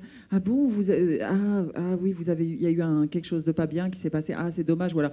Ah vous partez mais vous partez vers quelque chose d'heureux. Ah c'est formidable, je suis bien contente pour vous. Et en fait toutes ces réflexions là, elles nous traversent de la même manière que quand vous voyez à une époque, tout Paris était à moitié détruit et on voyait les papiers peints, les strates de papier peint. Et la rêverie qu'on a devant ces strates de papier peint, où il y en a certaines qui datent des années 30 et où vous pensez au passé, à cette époque-là, etc. C'est une façon, c'est une hantise. Donc, moi, j'ai décrit un petit peu plus précisément en disant que c'est une façon de parler, de dire, et elle entend des voix, ou on entend des voix. Voilà. Une question sur la lecture ou sur le retour que vous font les adolescents ou les adolescentes des romans qui leur sont destinés. Est-ce qu'il y a une lecture qui est différente? Est-ce qu'il y a des attentes qui sont différentes? Ou vous, quand vous écrivez pour les adolescents, est-ce que vous vous mettez dans la peau d'une adolescente, au fond? Ou est-ce que vous distanciez? Je m'y mets pas parce que ça se fait tout seul. S'y mettre, ça voudrait dire que ça demande un effort.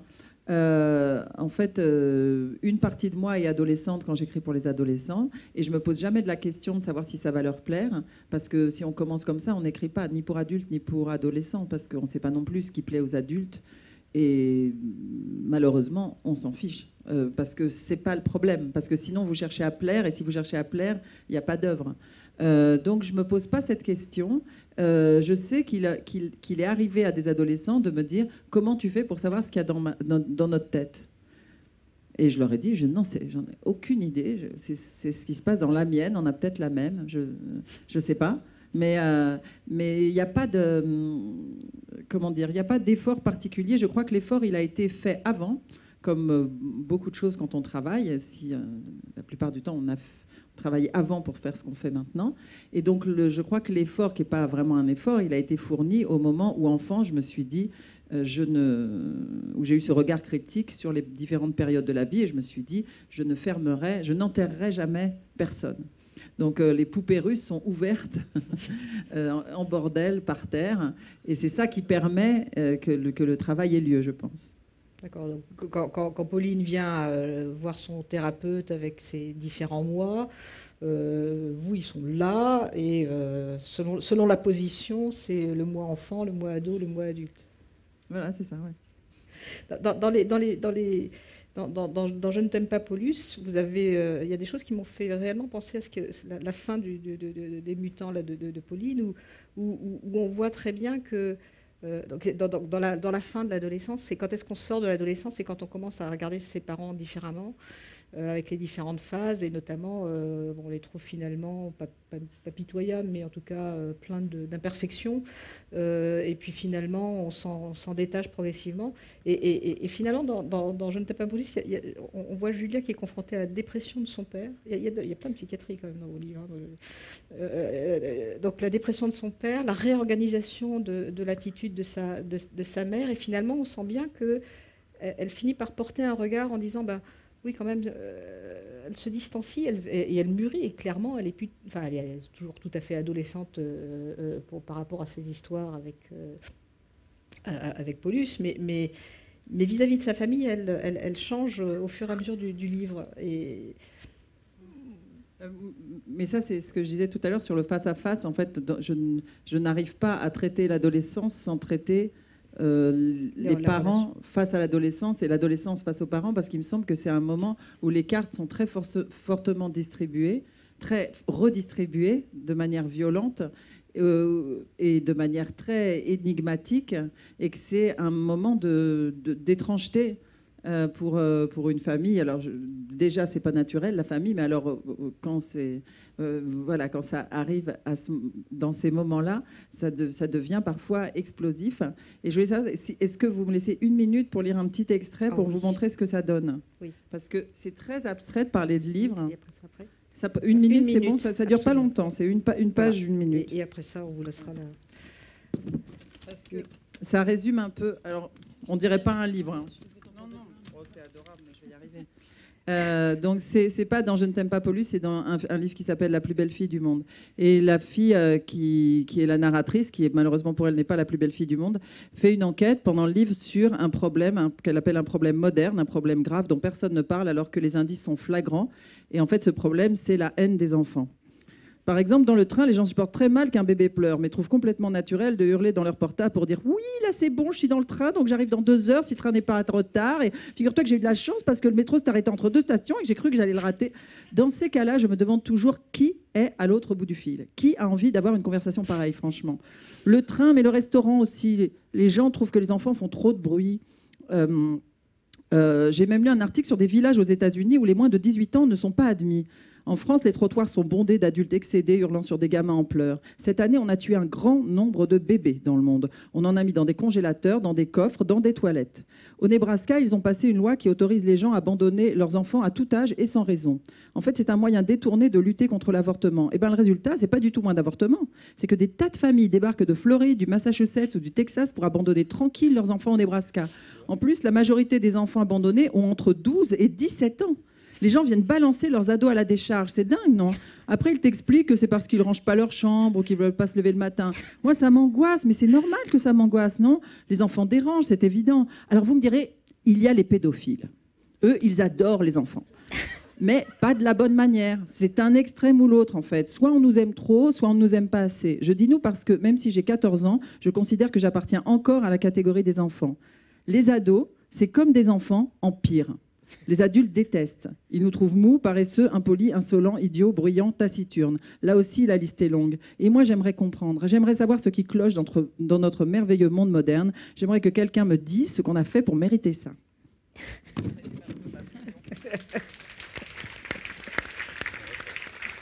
Le truc du Nebraska, c'est vrai. Hein. Oui, oui, je confirme. Est-ce qu'il y a des questions dans la salle? Parce qu'on s'est emballé dans la discussion. J'espère qu'on a posé entre nous certaines des questions que vous aviez à poser. Voilà, donc le micro est ici.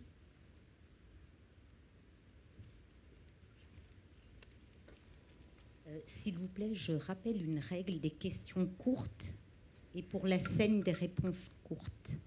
Et on va prendre un quart d'heure. On est très encadré. Bonjour. L'adolescence a besoin de cadre. 2 petites questions. D'abord, de quelle façon, au moins sur les souris, on arrive à retrouver de la plasticité? Est-ce que... Voilà.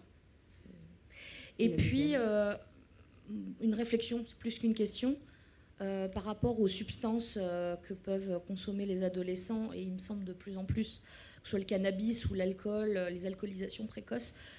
Est-ce que j'ai pas l'impression qu'on en parle suffisamment parce que les conséquences sont vraiment graves sur le développement, sur la vie adulte. Je trouve qu'on n'en parle pas assez. Enfin là, ce soir, on en parle beaucoup, mais de façon générale, voilà. Tout le monde consomme. Hein. Il n'y a pas que les adolescents qui consomment. C'est la période qui est difficile, mais la consommation, elle est permanente. Donc pour la souris, comment rouvrir? Donc, si vous voulez, la période de plasticité est marquée par une augmentation des systèmes inhibiteurs dans le cortex, très localisée.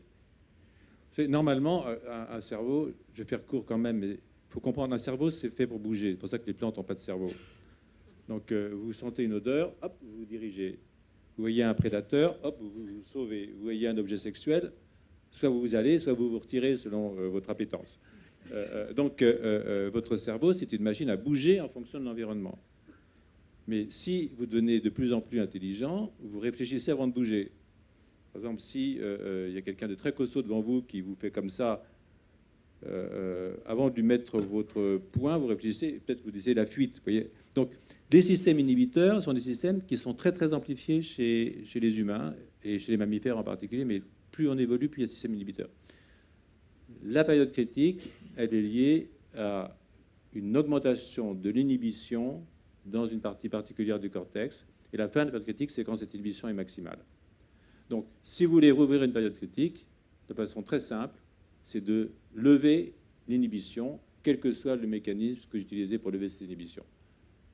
Je ne vais pas rentrer dans les détails parce que c'est trop compliqué, mais vous voyez, c'est un petit peu ça. C'est-à-dire rajeunir le neurone, le rendre moins inhibiteur pour cette classe de neurones qui sont impliqués dans le démarrage et la fin de ces périodes de plasticité. C'est compliqué, je sais. Mais venez à mon laboratoire, je vous montrerai. Je ne parle pas de ce genre d'inhibition-là. Je parle des inhibitions au niveau du cortex. Il il y a des neurones excitateurs. Vous savez, un cerveau, c'est un accélérateur et un frein. Il y a les systèmes excitateurs et les systèmes inhibiteurs. L'équilibre entre l'inhibition et l'excitation est quelque chose d'extraordinairement important pour la physiologie cérébrale. La maturation de ces périodes critiques correspond à une augmentation de l'inhibition dans les régions qui sont affectées.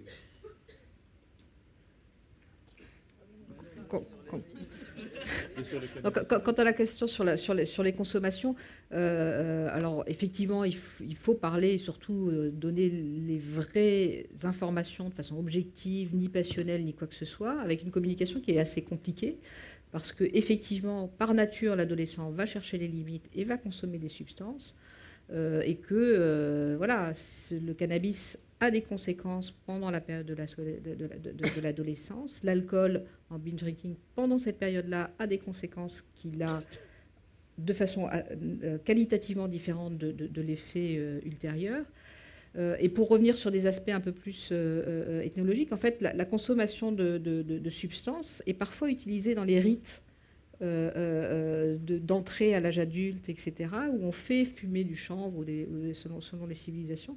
Donc là, où on utilise ça pour mettre les jeunes dans des espèces de transes. Bon, alors je ne vais pas faire l'apologie, loin de là, je fais clairement de l'information aussi objective que possible, mais on ne peut pas juste dire il ne faut pas qu'ils consomment les ados, parce qu'ils vont le faire de toute façon, et que entre du cannabis ou de l'ecstasy, je ne sais pas ce qu'il faut choisir, enfin si, je sais, l'ecstasy c'est pire que le cannabis. Le mieux c'est de ne pas consommer, c'est aussi de leur apprendre à eux de savoir reconnaître s'ils réagissent bien, pas bien, et j'en ai pas parlé là, mais il y a une vraie sensibilité différente. Certains adolescents, certains adultes d'ailleurs, mais encore plus adolescents, vont avoir des véritables attaques de panique. Pas seulement la période d'euphorie, ils peuvent vraiment avoir des périodes de malaise ou des effets parano, etc., que volontairement ou involontairement, ils nous oublient. Alors quand on les interroge, ils sont capables de le dire. Et en tout cas, il faut pouvoir leur proposer des situations où ils puissent dire non, moi ça ne me réussit pas, ou non, je suis allergique, ou enfin ce que vous voulez, ça me donne la migraine. Donc oui, il y a une information à faire, en sachant qu'il y a une information qui doit être un petit peu personnalisée, parce que le risque, il n'est pas le même entre des jeunes qui ne vont pas trop bien, qui vont d'ailleurs pas savoir contrôler leur consommation comme le font leurs copains, et donc vont consommer plus. Et puis, il y a des vraies sensibilités individuelles. Et ça, il y a un message à passer au niveau plus individuel que de dire, d'être dans le tout répressif. Ce serait contre-productif de diaboliser les choses de façon outrancière.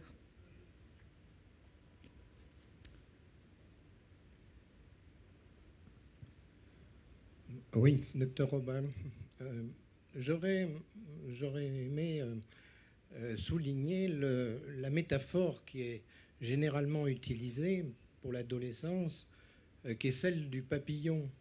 C'est-à-dire qu'en général, on considère l'adolescent comme une chrysalide qui va donner un beau papillon adulte.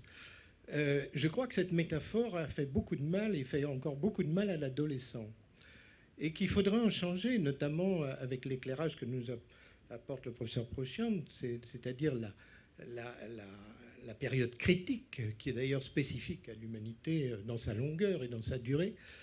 Il faudrait en changer pour peut-être penser à une autre métaphore qui changerait le regard de la société sur l'adolescence. Alors, je peux vous donner une idée, mais je pense qu'elle ne colle pas tout à fait, qui est la fenêtre de tir d'une fusée. Au fond, il y a une fenêtre de tir. Pendant cette période-là, on peut atteindre la Lune, et puis très vite, ça passe, et on ne pourra plus avant une autre période.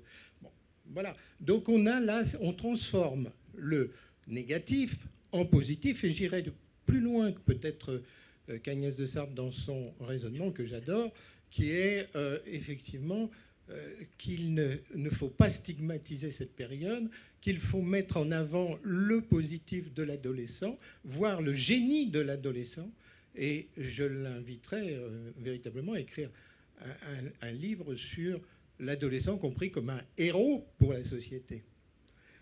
Donc Toto le héros, peut-être, mais au fond, qui permettrait de faire comprendre que la société a tout à attendre de ce moment de l'adolescence qui va vite s'éteindre et qu'on ne pourra plus retrouver sinon à travers les romans, à travers sa vie au quotidien. Ça, c'était une question qu'on avait discutée pour rebondir sur votre remarque, c'est de savoir si les adolescents ont besoin d'avoir des héros dans leur livre et quelle image on doit... est-ce que l'adolescent est un héros ?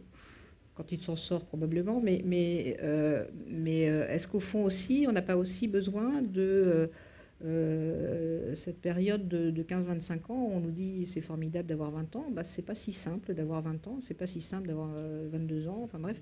Et on a aussi besoin probablement d'avoir une vision peut-être plus réaliste et de montrer les défauts, c'est aussi une manière d'apaiser certaines angoisses, parce qu'ils n'y arrivent pas. S'il y a un modèle trop parfait, ils n'y arrivent pas forcément. Je sais pas, peut-être... Agnès, vous voulez... Mais je ne pense pas que cette intervention aille vers l'idée que ce serait un modèle parfait, comme un adolescent hyper performant. Si j'ai bien compris, c'est que c'est l'adolescence qui est en elle-même hyper performante. Mais ce n'est pas l'adolescent lui-même. C'est l'adolescent, il y en a des cons comme partout. Hein. C'est pas, et je suis sûre que vous êtes d'accord. Mais donc c'est plutôt cette idée de la fenêtre de tir, c'est juste je pense que c'est attirer l'attention sur la spécificité. Et je pense que le mot qui était important, c'était le génie adolescent. Donc le génie, c'est ce qu'invente l'adolescent. C'est ce qu'il a de particulier qui n'arrive pas avant et qui n'arrivera plus après. C'est comme ça que je comprends ce que vous avez dit. Et dans ce cas-là, le fait, quand on prend le mot héros, on le fait, comment dire, on le fait pencher souvent vers super-héros. C'est-à-dire qu'un héros est forcément positif. Non, un héros, c'est quelqu'un qui porte l'histoire. Donc, à partir du moment où vous êtes dans la conscience d'un adolescent, si vous êtes au plus près de sa conscience, il est un héros qui soit avec des défauts, des qualités, qui souffre, qui se pose des questions, etc. Mais vous lui rendez sa dignité de personne en le mettant au cœur du propos. C'est-à-dire que c'est lui qui organise le propos, c'est lui qui regarde le monde et qui le critique ou qui l'apprécie ou qui ne le comprend pas ou qui... Voilà. Et à ce moment-là, si vous voulez, moi je comprends plutôt ça. Est-ce que est-ce que les adolescents ont besoin de héros ? Ils n'ont pas plus besoin de héros que les autres. Un héros, ça va être pour moi un H-E-R-A-U-L-T, c'est-à-dire celui qui va porter la parole. À ce moment-là, tout le monde a besoin que cette parole soit portée. C'est à ça que servent les écrivains, à porter une parole. Mais la parole de l'adolescent, elle mérite peut-être davantage d'être portée parce qu'ils sont tellement mal vus. Et il y a aussi quelque chose que je trouve inquiétant et qui est assez ambivalent sur l'adolescence, c'est qu'à la fois, ils sont très critiqués, mais ils sont très, très, très observés aussi. Les adultes, moi, parfois, j'ai envie qu'ils détournent le regard, qui s'en occupent pas, qui les regardent pas, parce ils sont toujours en train de regarder. Eh bien, tu sais, j'ai regardé dans le journal intime de ma fille, et puis quoi ? Des choses comme ça. Et moi, j'entends souvent des discours comme ça, ou des gens qui me disent, ah, tu sais, j'ai vu ton fils fumer dans la rue. J'ai dit, mais puisque j'y étais pas, pourquoi me le dire ? C'est ça, et le côté privé. Que je trouve fondamental et qui doit être un droit inaliénable de toute personne, qu'elle soit un enfant ou un adulte. Il y a un moment où ça s'arrête. Je ne sais pas pourquoi. Alors, disons que déplacer le regard, c'est-à-dire ne plus être un adulte qui produit une parole sur l'enfant ou sur l'adolescent, mais essayer de focaliser, que ce soit l'adolescent qui prenne la parole et qui regarde le monde, ça, c'est en faire un héros et c'est largement suffisant. Après, il n'a pas besoin d'être génial, enfin, il a besoin de rien accomplir de spécial. Oui, mais ça nous amène aussi à l'idée que, finalement, l'adolescent est un reproche pour nous, puisque, au fond, il est aussi tout ce à quoi nous avons renoncé, de nos rêves, de nos espoirs, de nos ambitions, pour toutes ces petites concessions un peu médiocres auxquelles on s'est plié pour faire des carrières, se marier, fonder des familles. Et c'est vrai que l'enfant étant le père de l'homme, on ne peut pas ne pas mesurer la vie que l'on mène à l'âge adulte sans la mesurer à l'aune des idées qu'on avait, des espoirs qu'on avait, des libertés qu'on s'était données quand on était à un âge où tout était encore possible. Donc il y a aussi dimension-là, qui, à mon avis, est extrêmement forte dans les rapports entre les... Je dirais pas les parents, parce qu'on n'est quand même pas obligé d'être parents. Je dirais les adultes, et puis ceux qui hésitent à le devenir parce qu'ils ont vu ce que c'était. Question.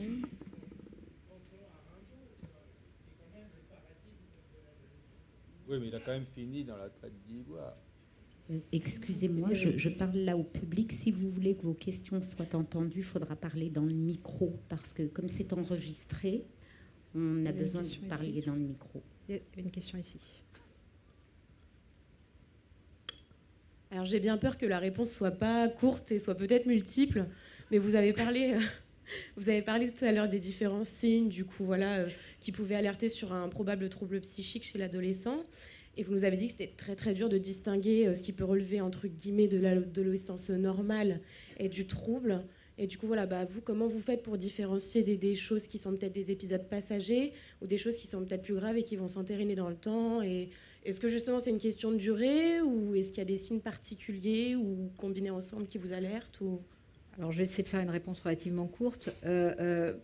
Clairement, la survenue, voire même d'une voix dans la tête ou un symptôme très ponctuel, voilà, on ne sait pas très bien ce qui s'est passé, mais ça n'a pas de signification. Donc effectivement, la persistance et surtout l'emprise que ça prend progressivement sur un fonctionnement habituel.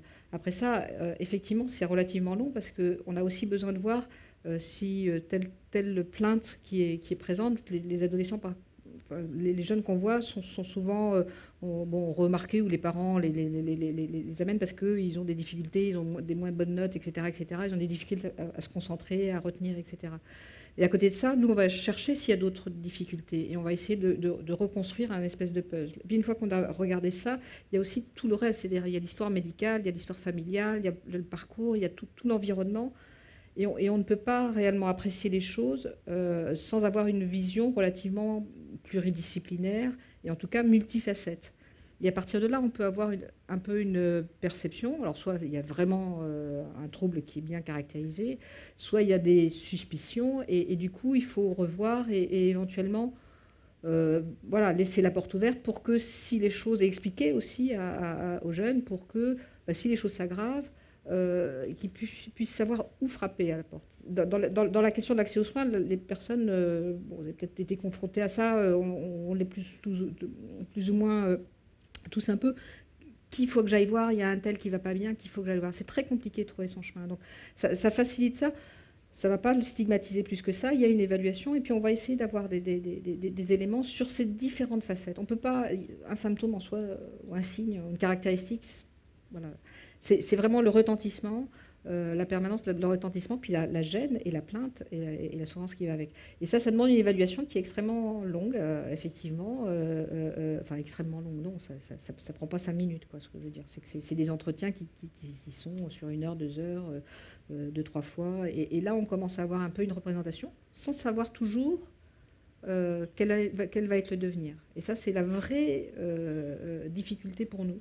Donc dans ce cas-là, on propose, en fait, en gros, on essaye d'aider sur chaque point où on sent que ça peut aider. Si c'est l'adolescent est malade de sa famille, on essaye de clarifier les choses au sein de la famille. S'il y a une difficulté d'orientation scolaire, on va aider sur le scolaire. Donc on va soigner, accompagner ce qu'on peut. Parfois il y a une dépression, on soigne la dépression, etc., etc. On limite les consommations pour des jeunes. Mais ça arrive qu'il n'y ait aucune plainte du patient? Et ceux qui ne se plaignent pas et qui ne viennent pas nous voir, on ne va pas les chercher.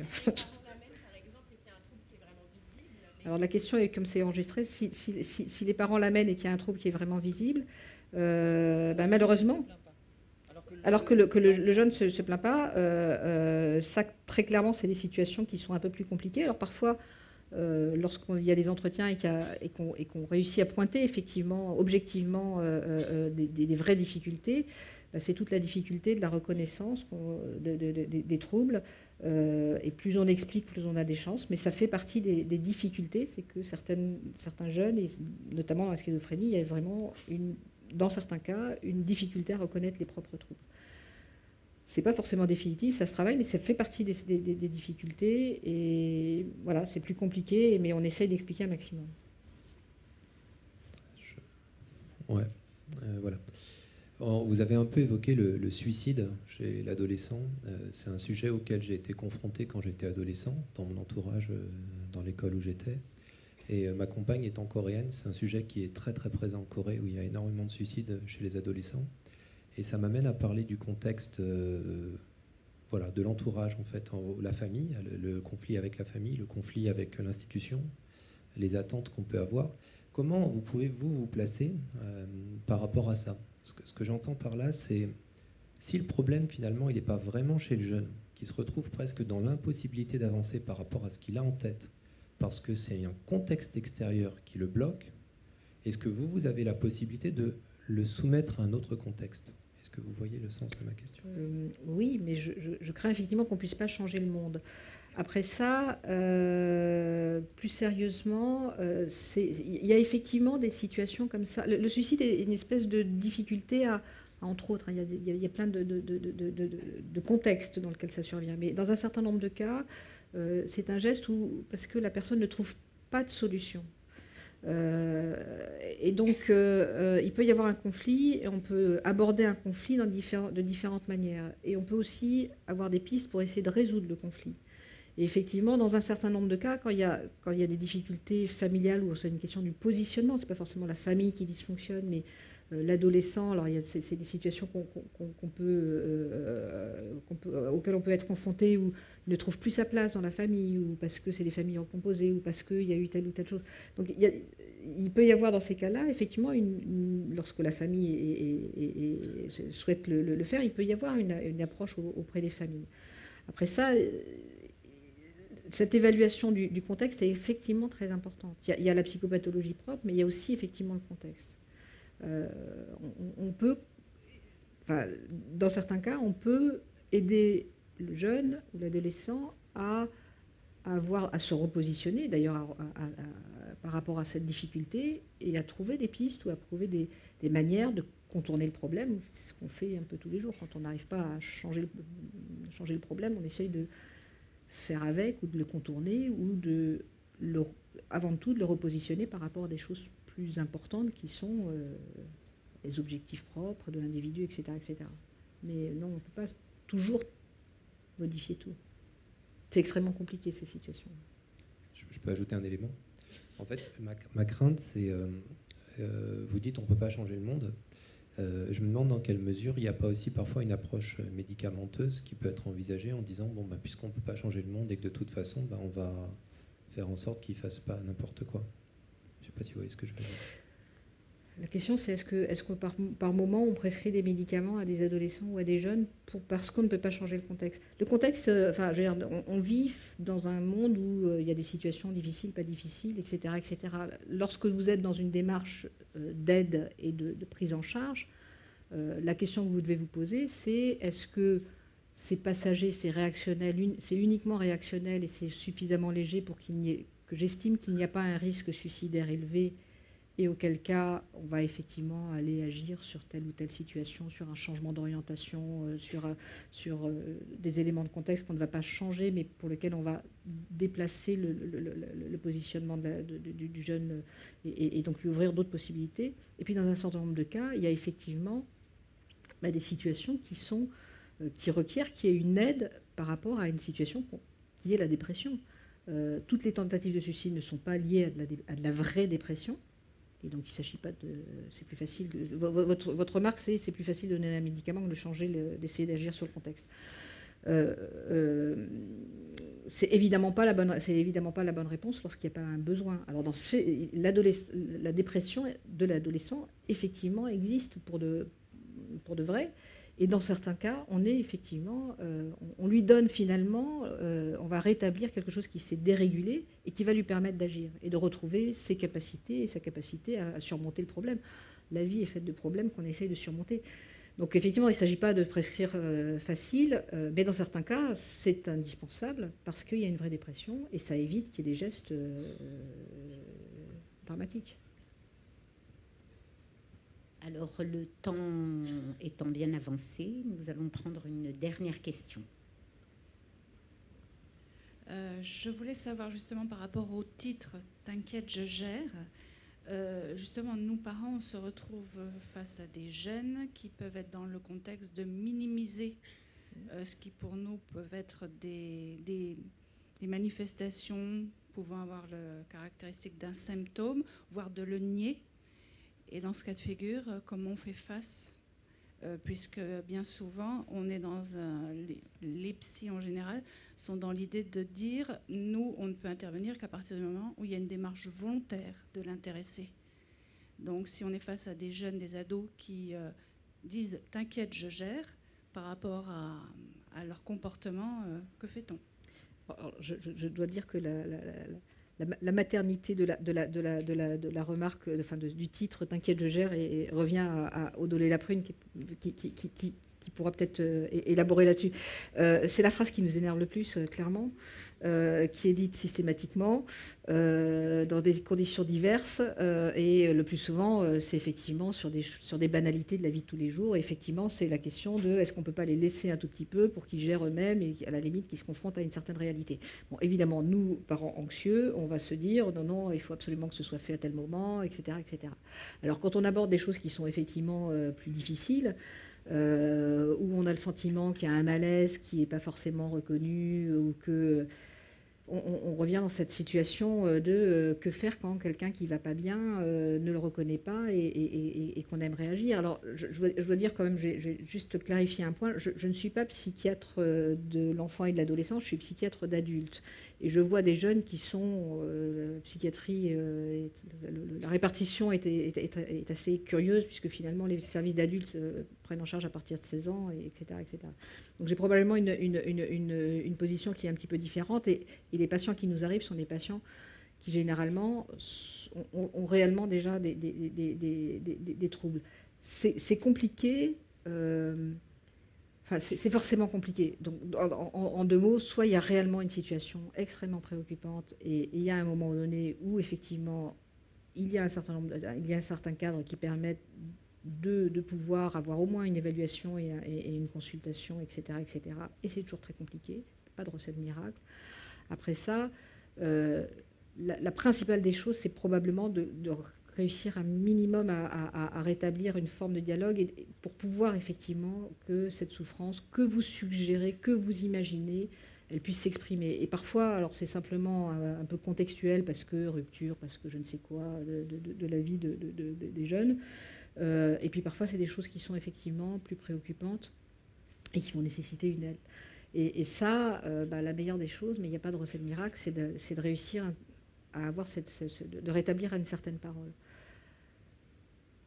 Il n'y a pas de recette miracle, c'est compliqué. Et alors après ça, quand même, il y a quand même, je pense que pour sortir un tout petit peu de la pathologie et rester sur le thème plus de l'adolescence, c'est vrai qu'on n'a pas la même vision, quoi. Et même quand on le sait, on a du mal parfois à le faire. C'est-à-dire que la vision de l'adulte sur l'ado, elle est probablement parfois exagérée. Et en même temps, s'ils pouvaient nous donner quelques indices que finalement ils entendent quand même les choses et qu'ils vont quand même faire les choses qu'on leur demande, etc., etc., finalement, ça simplifierait probablement les relations. Mais voilà, c'est ainsi fait. Il y a effectivement une vraie dynamique de confrontation, volontaire ou involontaire, mais un peu volontaire quand même, qui est le gain de l'autonomie. Et donc, t'inquiète, je gère. Aude, t'inquiète, je gère. Juste, du coup, je voudrais rebondir sur la question de madame. Est-ce que, justement, les parents ne peuvent pas être reçus pour exprimer leur inquiétude par rapport à leurs adolescents ? Alors, je peux vous dire ce qu'on fait chez nous. Nous, il nous arrive de recevoir des parents sans que l'adolescent soit là. Après ça, il y a un moment donné où, une fois, deux fois, si lors de ces consultations, d'ailleurs, essentiellement, on leur donne, on essaie d'évaluer la situation à distance, et surtout, éventuellement, on essaie de donner des pistes de comment faire pour le faire sortir de chez lui. Notamment, il y a aussi ces syndromes-là. Oui, il y a des services qui font ça. C'est pas le cas partout, mais il y a des services qui font ça. Il y a des psychiatres qui le font bien volontiers. Alors, un complément d'information pour les parents inquiets ou les adolescents qui n'ont absolument pas envie de se confier à leurs parents. Il y a à la bibliothèque, dans l'entrée de la bibliothèque, un espace qui s'appelle la Cité de la Santé. Je vous ai mis des prospectus à l'extérieur et là, vous pouvez rencontrer des conseillers. C'est-à-dire, vous ne venez pas pour une consultation, bien évidemment, mais ils peuvent vous orienter vers divers établissements, dont l'hôpital Sainte-Anne, qui est extraordinaire, qui est souvent invité sur le thème de l'adolescence. À la Cité de la Santé, c'est gratuit. Donc, je vous invite vraiment à aller à la bibliothèque. C'est ouvert jusqu'à 18h45. Et moi, en tant qu'ex-bibliothécaire pendant 30 ans, je vous conseille une chose. Pour contourner, pour reprendre les termes du professeur Mario Dilkrebs, pour contourner les malaises qui nous assaillent, lisons, lisez, faites lire. Voilà, et je peux rajouter que dans les livres de nos deux écrivaines ici présentes, il y a pas mal de réponses, et notamment, je trouve qu'il y a la possibilité pour des jeunes à trouver des mots pour le dire. Voilà, et en tout cas, c'est absolument essentiel, donc oui. Vous avez une bonne panoplie de livres. Merci.